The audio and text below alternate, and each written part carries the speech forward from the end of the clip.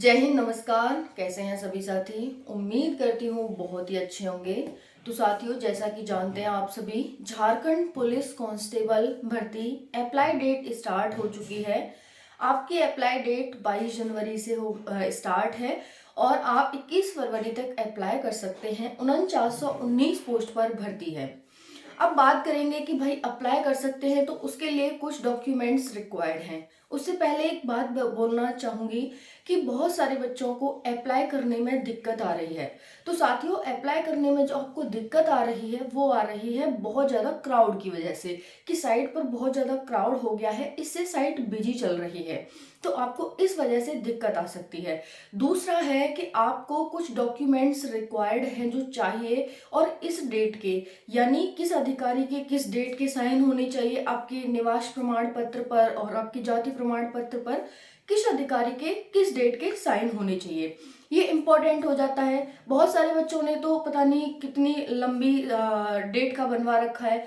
बहुत सारों को तो अभी पता ही नहीं है कि भाई हमें ये डॉक्यूमेंट्स चाहिए, या फिर इस पर इस डेट के डॉक्यूमेंट्स चाहिए, या इस डॉक्यूमेंट पर इस अधिकारी के साइन होने चाहिए। ठीक है, तो सारी जानकारी आपको वीडियो में मिलेगी। वीडियो को ध्यान से देखना एंड तक। चैनल पर आप नए हैं तो चैनल को सब्सक्राइब कर लेना। एक बहुत ही इम्पोर्टेंट वैकेंसी आप सभी के लिए है, झारखंड पुलिस की वैकेंसी। काफ़ी लंबे समय बाद वैकेंसी आई है। बाकी मैंने झारखंड पुलिस क्या एलिजिबिलिटी क्राइटेरिया है, सिलेबस क्या है, अप्लाई डेट, सब कुछ मैंने आपको चैनल पर डाल दिया है। कई वीडियो डाल दी हैं, कट ऑफ को लेकर डाल दी हैं, किस स्टेट में किस जिले में आप अप्लाई करें, किस जिले की कट ऑफ कम जाती है, किसकी ज़्यादा जाती है, किस में आप अप्लाई करें किस में ना करें, सारी जानकारी आपको चैनल पर मिल जाएगी। वीडियो डाल दी हैं तो उन वीडियो को जाकर जरूर देखना, आपके लिए बहुत ही हेल्पफुल रहेंगी और आपकी सिलेक्शन में बहुत ही इंपॉर्टेंट भूमिका प्ले करेंगी। तो चलिए स्टार्ट करते हैं। ध्यान से वीडियो को देखना है।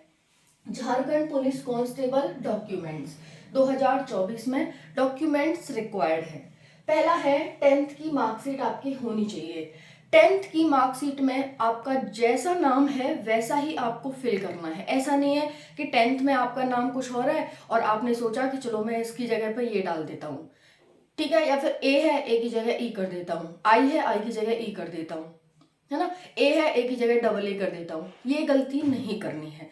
पहली बात, जैसा आपका 10th मार्कशीट में नाम है सेम एज इट इज ही आपको फिल करना है।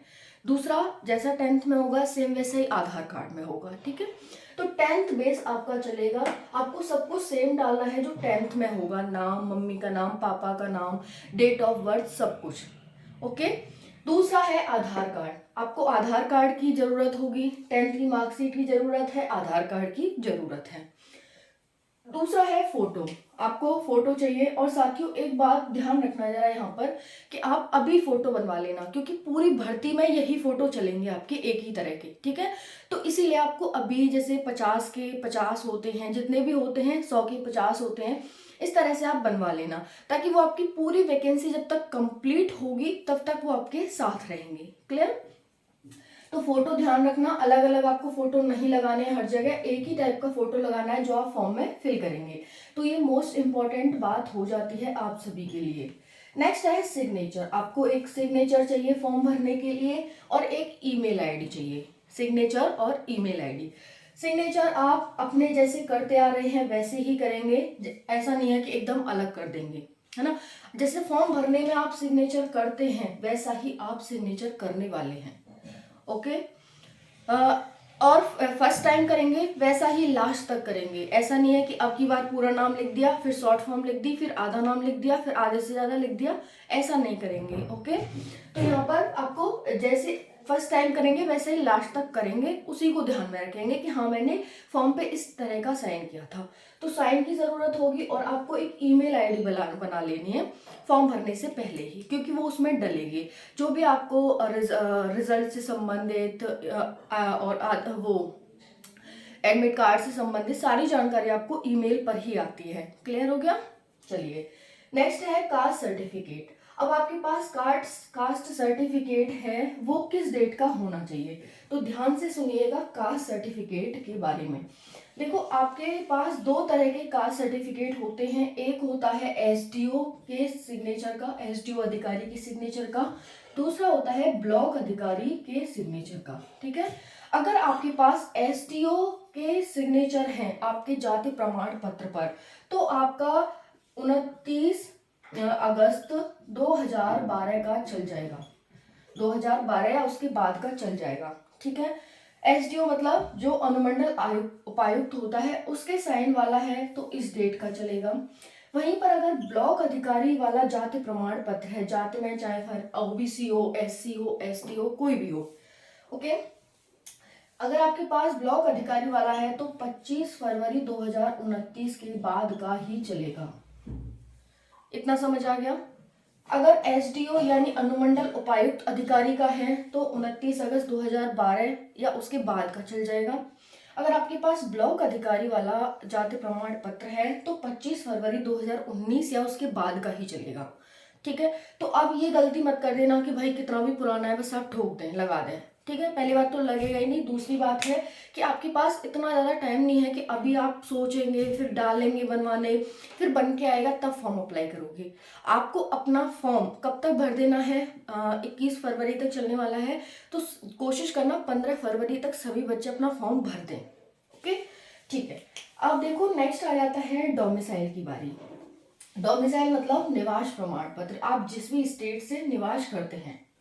अब देखो, जो अदर स्टेट के बच्चे हैं वो तो अपना डोमिसाइल में नो ही कर देंगे। ठीक है, कि हमारे पास डोमिसाइल नहीं है, वो समझ जाएगा कि भाई अदर स्टेट का बच्चा है। ठीक है, अब यहाँ पर जो भी झारखंड वाले बच्चे हैं वो डोमिसाइल यहाँ पर भाई क्या हो जाएगा, अगर आपके पास एसडीओ अधिकारी का डोमिसाइल है तो वो होना चाहिए 2 जून 2016 या उसके बाद का। ठीक है, वहीं पर आपके पास ब्लॉक अधिकारी वाला अगर है, ओके, तो ब्लॉक अधिकारी का होना चाहिए 19 जुलाई 2019 या उसके बाद का। समझ आ गया? तो ये हो गया आपका कास्ट सर्टिफिकेट और ये हो गया आपका डोमिसाइल। कास्ट सर्टिफिकेट एसडीओ के साइन वाला 29 अगस्त 2012 उसके बाद का, ब्लॉक वाले 25 फरवरी 2019 का। वहीं पर जाते डोमिसाइल हो गया 2 जून 2016 एसडीओ के सिग्नेचर वाला, और ब्लॉक का 19 जुलाई 2019। इतना सभी को क्लियर हो गया होगा, कोई दिक्कत नहीं होगी इसमें। नेक्स्ट है अदर स्टेट कैंडिडेट। अगर आप अदर स्टेट के हैं तो नो फिल करेंगे, आपका इस तरह से हो जाएगा, कोई आपको डोमिसाइल की जरूरत नहीं है वहां पर। किस डेट का कास्ट सर्टिफिकेट होना चाहिए ये मैंने यहाँ पर बता दिया भाई। आपका जो सर्टिफिकेट है वो कास्ट सर्टिफिकेट इस डेट का होना चाहिए, डोमिसाइल इस डेट का होना चाहिए। किस डेट का कास्ट सर्टिफिकेट, डोमिसाइल किस डेट का चलेगा, सावधान हो जाओ। यही है कि आप अपना जो डॉक्यूमेंट्स हैं वो टाइम से बनवा लीजिए। बाकी तो यही चाहिए आपको, और इससे ज़्यादा कुछ नहीं चाहिए। हाँ, और जैसे BC1 BC2 SC ST हैं उनके लिए ये कास्ट सर्टिफिकेट है। ओके, तो यही आपको बताना था। बाकी फॉर्म अप्लाई कर दीजिए, है ना। और यूपी पुलिस की तैयारी अच्छी चल रही होगी आई होप की, और आपने यूपी पुलिस का भी फॉर्म फिल किया होगा, क्योंकि 50 लाख फॉर्म ऐसे ही नहीं हो गए हैं, 50 लाख प्लस हो गए हैं। तो चलिए तैयारी करते रहिए। बाकी कमेंट सेशन में अपना कोई डाउट हो तो ज़रूर लिखिएगा। Thank you so much. जय हिंद।